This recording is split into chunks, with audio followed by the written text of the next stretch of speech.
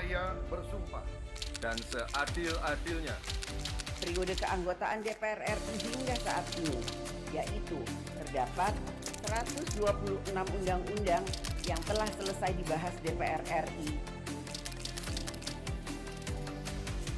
Terima kasih rekan Elisa dan juga Danina. Pemirsa,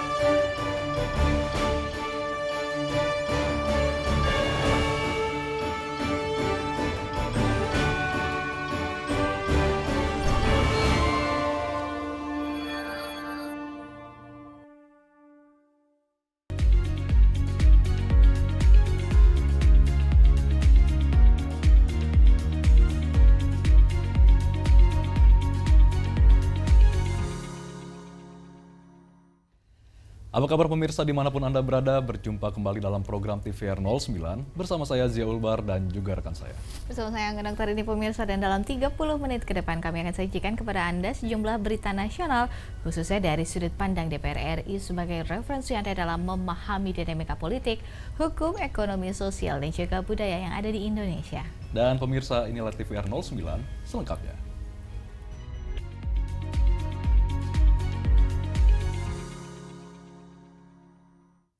Wakil Ketua Komisi 10 DPR RI lalu Hadrian Irvani menegaskan bahwa anggaran Badan Pusat Statistik mengungkap pelaksanaan sensus ekonomi tahun 2026.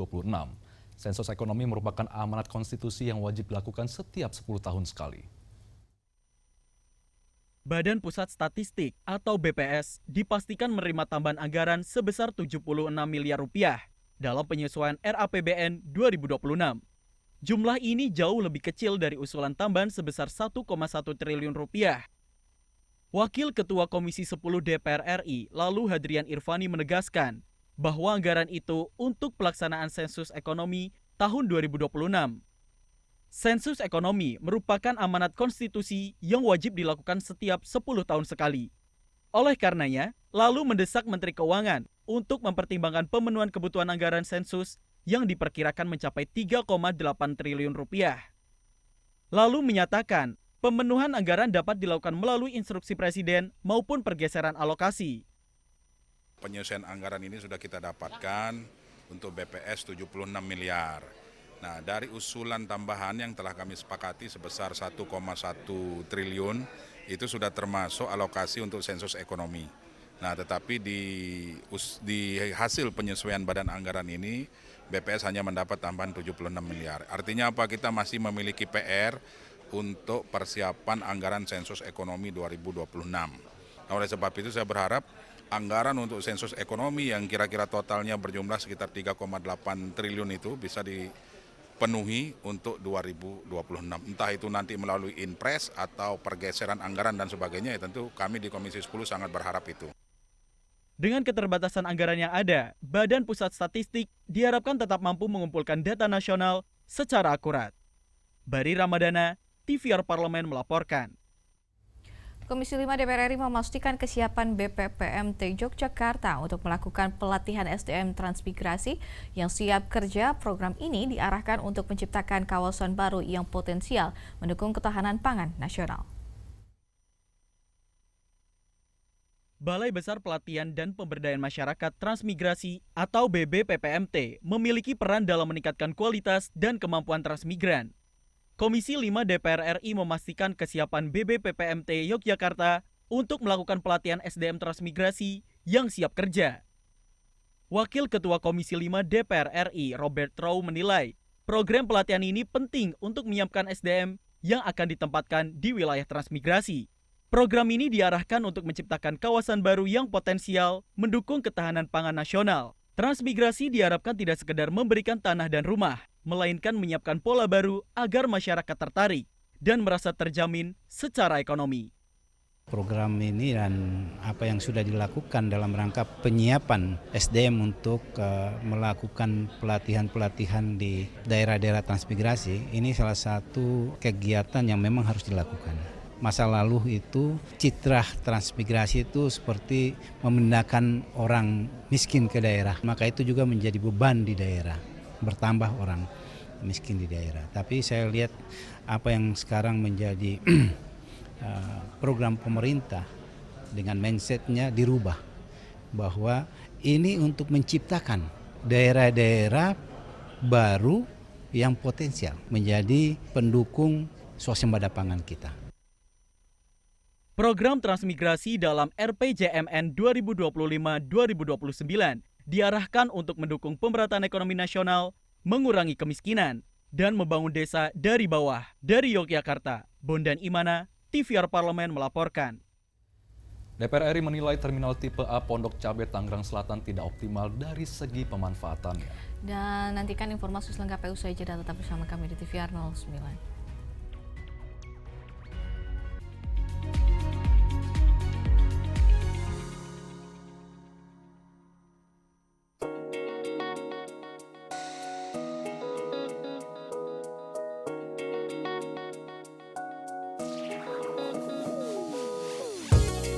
Kehadiran mereka tidak hanya mewakili suara perempuan, tetapi juga membawa perspektif yang beragam serta pengalaman hidup yang unik ke dalam proses pembuatan kebijakan. Saksikan Perempuan Parlemen hanya di TVR Parlemen.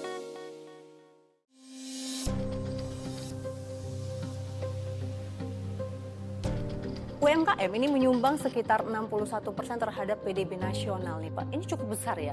Apakah angka ini memang jadi angka real yang memberikan dampak untuk perekonomian atau memang sebenarnya ini adalah bumerang yang menandakan bahwa ekonomi Indonesia ini masih terfokus kepada industri kecil bukan industri besar Pak? Terbukti pada saat krisis dunia terjadi, kita Indonesia kenapa bertahan? Justru karena 61% PDB-nya dari usaha mikro kecil dan menengah. Justru UMKM Jadi yang mampu dia bertahan. Iya, betul.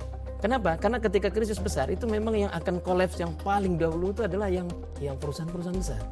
Kalau ekonomi kreatif, para konten creator anak-anak muda yang sekarang Gen Z itu mampu kemudian mengambil peluang dan potensi dengan digital marketing misalnya, itu akan tembus pasar-pasar dunia. Permasalahan kita hari ini adalah bagaimana usaha mikro, kecil, menengah, small medium enterprise kita itu diperkuat daya saingnya. Kita persiapkan mereka harus tahu apa standar kalau masuk Eropa. Bagaimana standar kalau masuk ke pasar China. Ini yang sedang kita persiapkan. Sudah ada beberapa program kolaborasi yang sedang kita lakukan. Salah satu gagasan yang kita sekarang ini sedang kembangkan adalah bagaimana industri-industri besar dengan CSR-nya itu punya tanggung jawab untuk mengangkat UMKM yang di sekitarnya. Hanya di TVR Parlemen.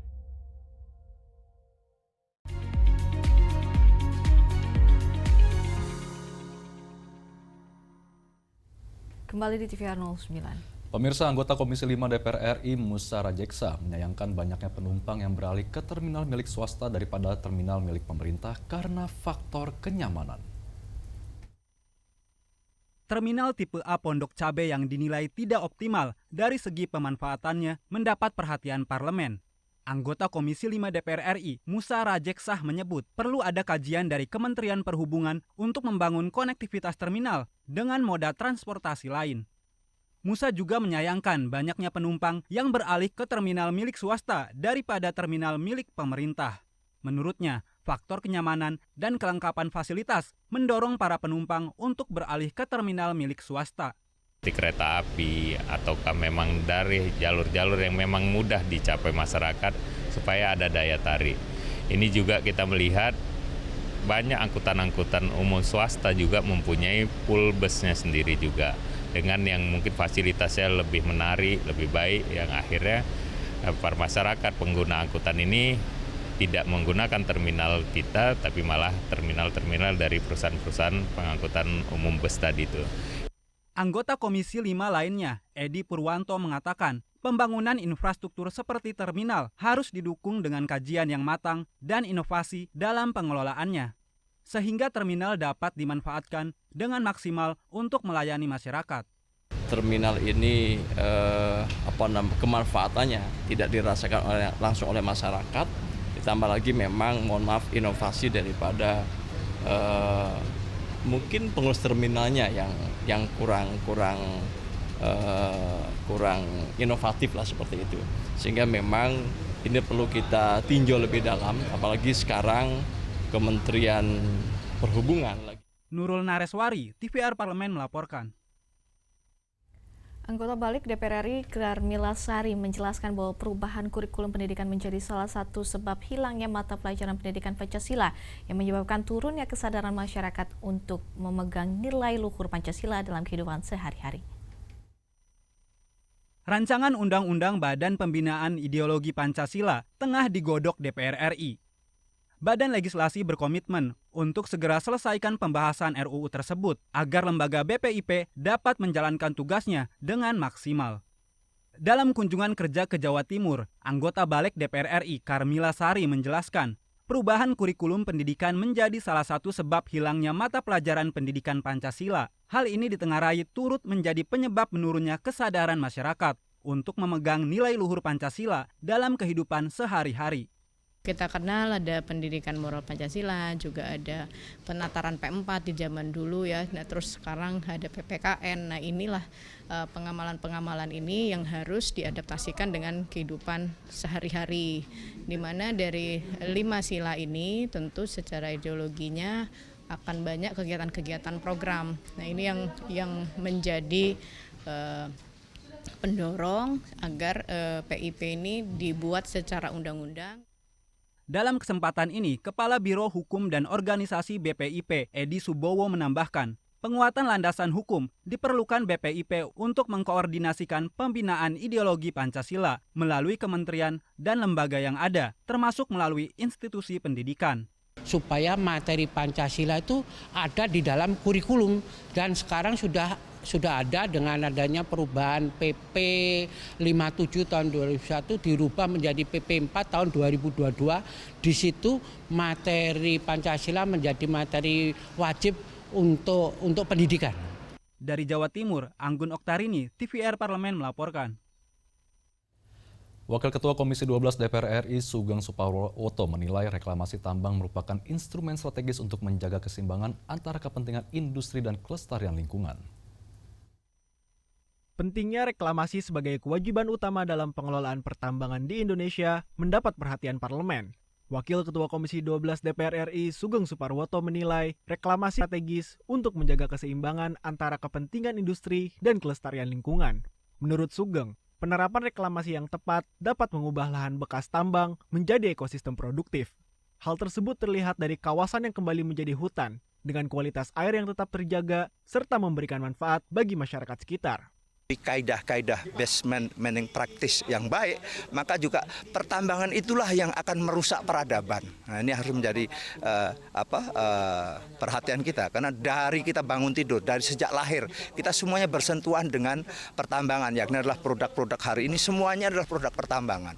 Nah, tetapi sekali lagi, pertambangan adalah menggali sumber daya alam yang tidak terbaharui, maka apalagi terus dipastikan namanya pertambangan, pertamanya pasti merusak alam. Maka itulah pentingnya reklamasi 100% kalau dalam Undang-Undang Nomor 3 Tahun 2020 misalnya ditekankan syarat untuk pertambangan itu adalah dengan juga skema reklamasi yang harus bisa menjamin bahwa kawasan pertambangan itu akan kembali seperti semula sebagaimana sebelum dibuka pertambangan itu. Sugeng menegaskan, kewajiban reklamasi telah diatur dalam Undang-Undang Nomor 3 Tahun 2020. Dengan penerapan reklamasi yang konsisten, pertambangan tidak lagi dipandang sebagai ancaman, melainkan mampu menjadi penopang pembangunan berkelanjutan. Dari Sulawesi Selatan, Slamet Sanjaya, TVR Parlemen melaporkan. Kesehatan merupakan hak dasar setiap warga negara, namun hingga kini banyak daerah di tanah air yang kekurangan tenaga dokter spesialis. Ketidakseimbangan antara pelayanan kesehatan dengan kebutuhan masyarakat di pelosok menjadi salah satu faktor permasalahan ini. Lantas bagaimana respon DPR RI terkait dengan persoalan ini? Informasi selengkapnya akan kami sajikan usai jeda. Tetap bersama kami.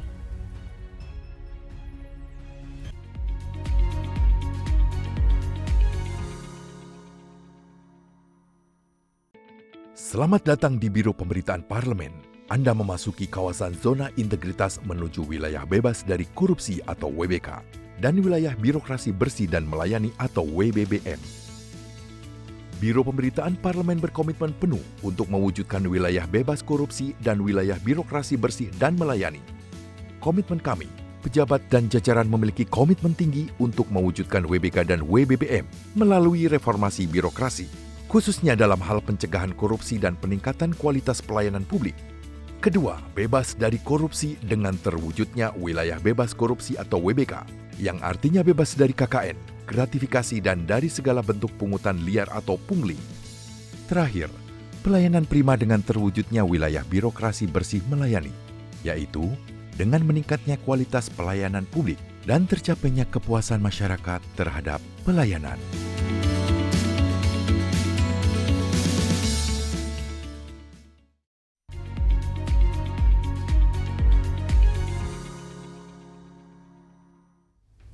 Kembali bersama kami di TVR 09. Pelayanan kesehatan yang belum merata di berbagai daerah menjadi sorotan DPR RI. Dan DPR RI memahami persoalan ini terus mendorong solusi nyata. Salah satunya melalui program beasiswa dokter spesialis yang diharapkan dapat menjadi jalan keluar atas kelangkaan tenaga medis di berbagai daerah. Simak liputan mendalam yang telah dikemas oleh tim redaksi TVR Parlemen dalam segmen Lensa Parlemen berikut ini.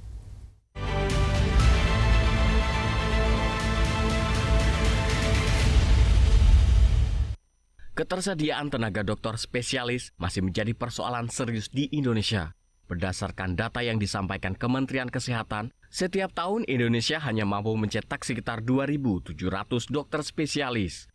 Jumlah tersebut jauh dari kebutuhan ideal yang diperkirakan mencapai 32.000 dokter spesialis per tahun. Fakta di lapangan menunjukkan masih banyaknya rumah sakit, terutama di wilayah terpencil, perbatasan, dan kepulauan yang kekurangan tenaga dokter spesialis. Kesenjangan tersebut tidak hanya menjadi angka statistik semata, tapi juga berimbas langsung pada kualitas layanan kesehatan di Indonesia. Menjawab tantangan tersebut, pemerintah menargetkan dalam beberapa tahun ke depan, seluruh rumah sakit di Indonesia memiliki jumlah dokter spesialis yang memadai. Harapannya, masyarakat mendapatkan kemudahan dalam penanganan penyakit katastrofik seperti stroke, jantung, kanker, dan gagal ginjal yang membutuhkan penanganan cepat dan tepat oleh tenaga medis berkompeten. Persoalan tersebut juga mengemuka dalam kunjungan kerja Komisi 9 DPR RI ke Provinsi Maluku Utara. Komisi 9 DPR RI mendorong Kementerian Kesehatan untuk memprioritaskan program beasiswa dokter spesialis dalam rangka mewujudkan pemerataan layanan kesehatan di seluruh daerah termasuk Maluku Utara. Hal tersebut dinilai dapat mengurangi beban masyarakat yang selama ini harus berobat hingga ke Pulau Jawa. Komisi 9 menekankan sarana dan prasarana penunjang kesehatan penting, namun keberadaannya akan sia-sia jika tidak didukung dengan keberadaan sumber daya manusia, khususnya dokter spesialis. Nah, kalau kita lihat memang dari aspek pembangunan kesehatan masih perlu perhatian, utamanya kesiapan SDM dan prasarana. Nah, oleh karena itu, saya sebagai anggota Komisi 9 meminta kepada pemerintah, dalam hal ini Kemenkes, untuk memberikan prioritas dalam hal pemberian beasiswa tenaga-tenaga medis kita, dokter-dokter kita, utamanya untuk PPDS atau dokter spesialis. Karena itu yang dibutuhkan oleh Maluku Utara dan mungkin juga oleh provinsi-provinsi kawasan timur Indonesia yang lain. Kalau kita membangun fisik, itu lebih mudah. Tapi kalau ada fisiknya, ada rumah sakitnya, tidak ada SDM-nya, maka mubazir jadi fisik itu. Pemerataan tenaga dokter spesialis diharapkan menjadi kunci dalam mewujudkan layanan kesehatan yang adil bagi seluruh rakyat Indonesia, di mana setiap warga negara bisa mendapatkan layanan kesehatan yang berkualitas, kapanpun dan dimanapun mereka berada.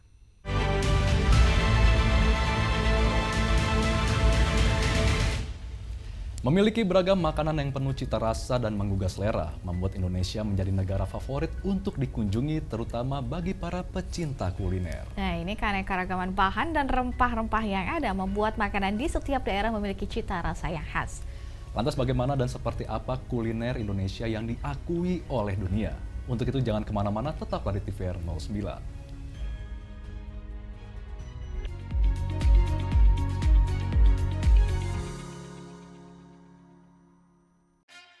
Yuk kita kenalan dengan anggota DPR RI periode tahun ini. Dari depan kursi.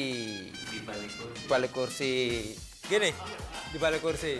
Aku ingin menjadi sesuatu yang mungkin bisa kau rindu. Acap kahiji, rukun sakabena, gitulah pokok nama. Semakin penasaran kan bagaimana kiprah karir politiknya? Hanya di TVR Parlemen.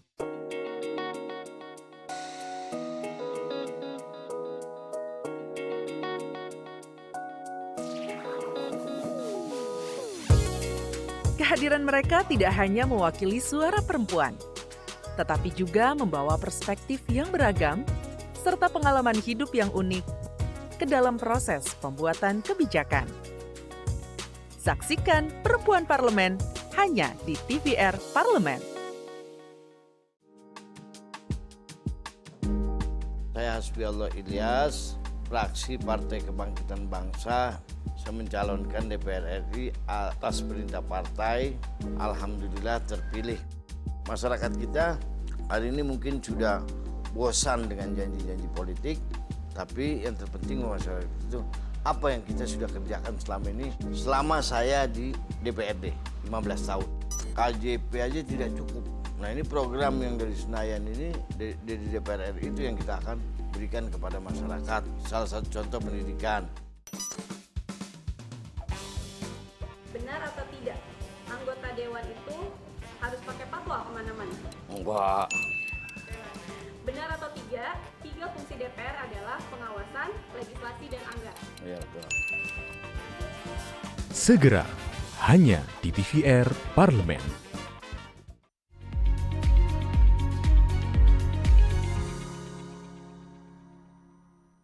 Anda kembali di TVR 09. Beberapa makanan Indonesia sudah diakui sebagai warisan budaya Indonesia oleh dunia.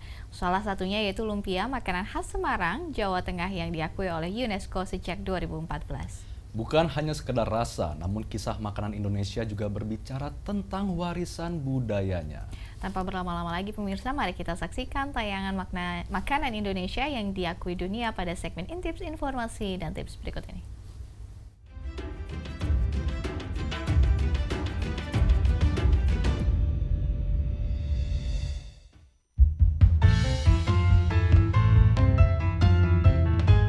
Makanan Indonesia bukan hanya sekedar hidangan, tetapi juga sebuah petualangan rasa yang telah menggoyangkan lidah orang-orang di seluruh penjuru dunia.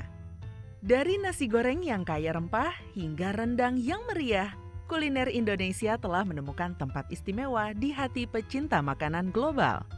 Dengan beragam bahan alami dan resep warisan turun-temurun, makanan Indonesia terkenal dengan keanekaragaman cita rasanya. Nasi tumpeng yang megah menggambarkan kekayaan budaya Indonesia dalam satu hidangan. Sementara makanan jalanan seperti sate membawa sensasi pedas dan gurih yang tidak dapat diabaikan.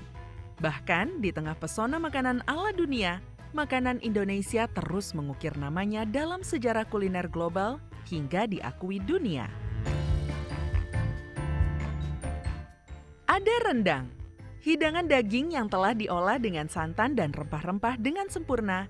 Rasa gurih dan pedas yang meresap dalam setiap gigitan membuatnya diakui sebagai salah satu makanan terenak di dunia. Nasi goreng, sajian sederhana yang sering disebut sebagai makanan tradisional sejati Indonesia. Pemirsa tentu setuju kan, nasi goreng adalah permulaan untuk mengenal kuliner Indonesia yang memikat. Nasi yang digoreng dengan bumbu, daging, sayuran, dan telur menciptakan harmoni cita rasa yang tak bisa diabaikan. Sekarang mari kita bahas tempe. Sepotong ajaib yang terbuat dari kedelai fermentasi terlihat familiar di hidangan makanan kita sehari-hari. Namun sudah diakui UNESCO dan harganya mahal loh di luar negeri. Rasanya yang gurih dan kaya protein dapat diolah jadi hidangan yang sehat dan nikmat. Dan yang terakhir ada lumpia. Makanan khas Semarang, Jawa Tengah ini diakui sebagai warisan budaya Indonesia oleh UNESCO sejak 2014. Gulungan tipis berisi varian sayur, digoreng garing, dan dipadukan dengan saus yang khas.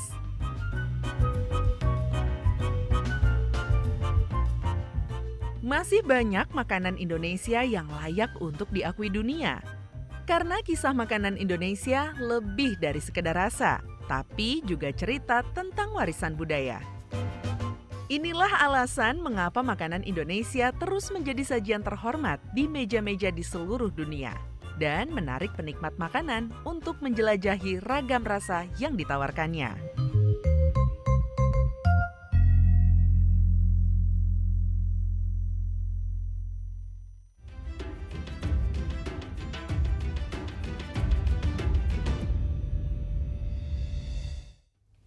Dan di penghujung acara kami hadirkan kepada Anda sejumlah agenda DPR RI pada hari Senin 29 September 2025. Pada pukul 10 waktu Indonesia Barat akan ada rapat dengar pendapat Komisi 8 DPR RI dengan Sekretaris Jenderal dan Dirjen Pendidikan Islam Kementerian Agama Republik Indonesia. Pada pukul 2 siang nanti akan ada rapat kerja Komisi 10 DPR RI dengan Menpora Republik Indonesia dengan agenda perkenalan dan juga penyampaian program kerja Menpora yang baru serta pandangan arahan kebijakan pembinaan olahraga dan juga kepemudaan. Dan sejumlah agenda serta program DPR lainnya dapat Anda akses melalui channel YouTube TVR Parlemen atau melalui website kami di tvrparlemen.dpr.go.id. Baik pemirsa TVR Parlemen, demikian TVR 09 edisi hari ini. Saya Anggun dan juga seluruh kru mengucapkan terima kasih. Dan tentu saja dengan rekan saya Zia.